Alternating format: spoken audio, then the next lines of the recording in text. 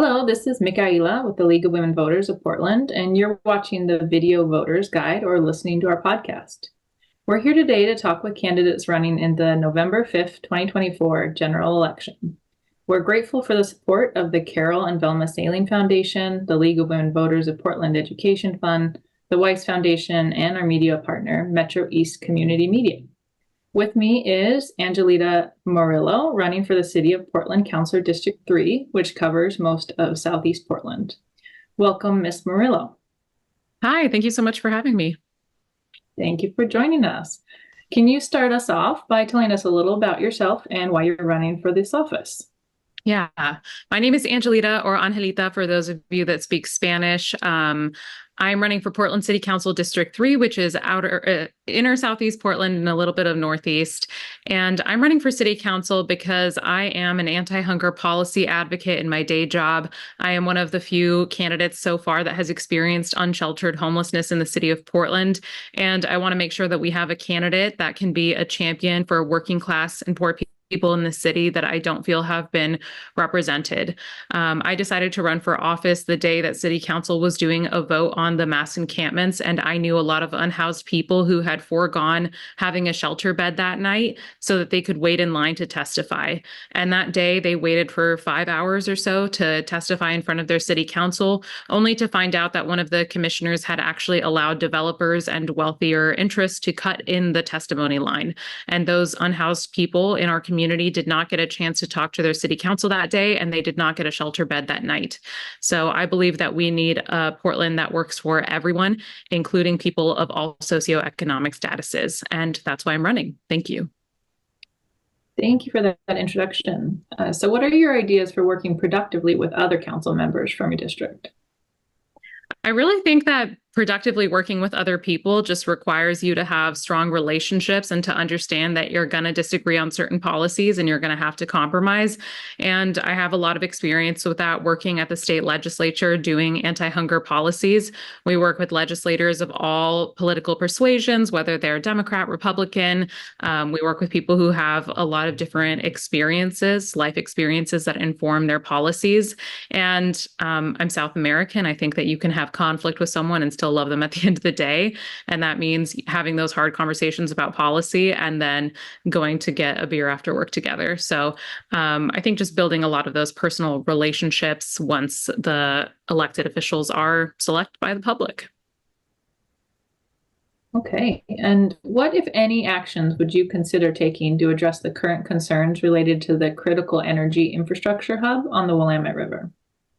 Yeah, this is a big issue that I'm still learning a lot about. But from what I understand, 90% of Oregon's fuel is located on the CEI hub, which means that we don't have a lot of diversity as far as where our oil hub is, where our oil is stored in Oregon if a climate disaster or some other event were to happen. So I think the first thing would be to ensure that all of our oil is not stored just on one place and that it's not just stored in Portland.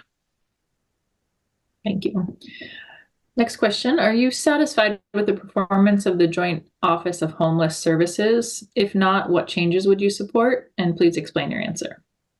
I think that they're in a really tough position. They have one of the hardest jobs in the entire world, I think, connecting people to services, making sure that those services are functioning, and it's easy to point fingers from the outside. I will say that I wish that we were more effectively getting out the dollars that we have at the joint office. There are millions of dollars that are being left untouched because they do not have enough people to process the funds that we have. And we have a lot of people with a lot of need in this city. So I think if I were to do something to make it function more efficiently, is I would ensure that they have enough staffing capacity to actually get those grant dollars out the door. Thank you, Ms. Murillo. A reminder to those listening, this is the Video Voters Guide interview and podcast with Angelita Morillo, who is running for the City of Portland Councilor District 3. We'll go to the next question now. Can you describe what skills, experience, and interests distinguish you from other candidates for this position?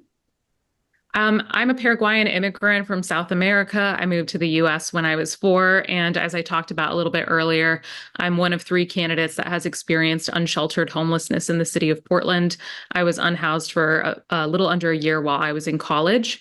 And I think that that has given me a very unique perspective where I have the policy advocate perspective. I understand budgets, lobbying, all of that from working at the state legislature and having done constituent services at City Hall. And I also understand the failure to connect people to the appropriate services, the way that people get swept under the rug, the way that people are often forgotten by our city. And I think that that lived experience in professional and policy spaces, connecting people through constituent services, and that lived experience gives me a unique perspective that not very many other candidates have. Thank you. And which, if any, strategies described in the draft 2024 Portland Housing Production Strategy could or would you support? I'm really interested in the zoning changes to make more zoning for affordable housing units in the city of Portland. Right now, the majority of Black, Latino, and Indigenous families living on the median income cannot afford a single 2-bedroom apartment within the city limits. So when I worked in City Hall, the Concordia University dorms were available for purchase. And I think that would have been a great opportunity to create communal housing or a fantastic shelter space. But unfortunately, it was zoned as a school and not as housing. And so the city council missed out on a great opportunity. So I'm excited to see what zoning changes we can make to actually utilize all of the public land that the city owns. And on what council committees would you like to serve? Oh, I have so many interests, but I have to say I would love to serve on a housing committee. Currently on the Rental Services Commission at the City of Portland, so I'd love talking about housing and housing affordability.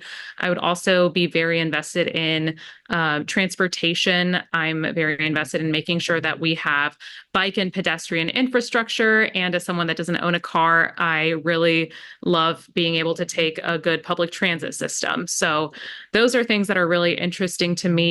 But I also have a deep passion for police accountability. So that's a long answer. I could be on any of these committees. I have a lot of interests. Thank you for your answers, Ms. Morillo. This concludes our video voters guide and podcast interview of the League of Women Voters of Portland with Angelita Morillo, running for the City of Portland Councilor District 3. A reminder that election day is Tuesday, November 5th. Be sure to inform yourself about the candidates and exercise your right to vote. Thank you for your interest.